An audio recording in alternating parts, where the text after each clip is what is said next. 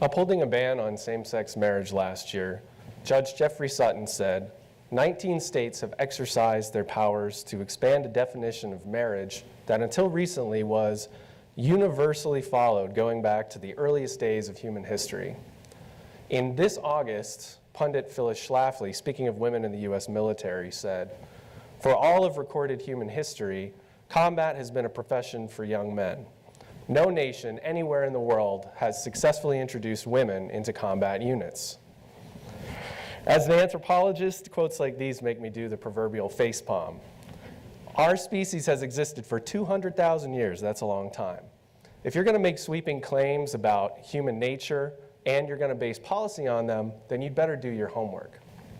Now, these quotes in particular talk about the concept of gender, which anthropologists define not in terms of biological sex, but in terms of the idealized behaviors, privileges, and restrictions that societies place on biological sex.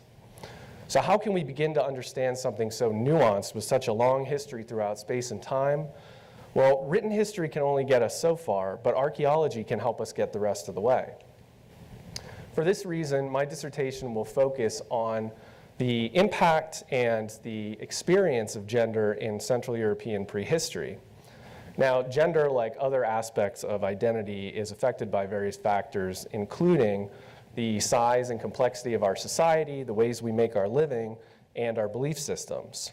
And what's interesting about this period of time between about 6 millennia and 4 millennia ago in Central Europe is that all of these factors were in flux.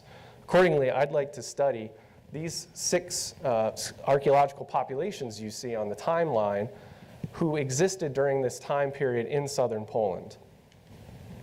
So, what can bones actually tell us, and how can they shed light on something as nuanced as gender, a social construct? Well, we can look at the development of muscle markers on bone that tell us how people were using their bodies. We can look at wear and tear on joints that tells us about intensive labor conditions. So, for example, we can look at osteoarthritis. We can investigate the healthiness of individuals by looking at signs of nutritional and metabolic stress. We can see who is at risk for higher rates of interpersonal violence. We can see how people were buried or not buried, and estimate where they might have been within a social hierarchy. And then by pooling these data and analyzing them in context with estimated biological sex of the individuals and age, we can see patterns that give us an insight into how social constructions of gender affected people's personal lives.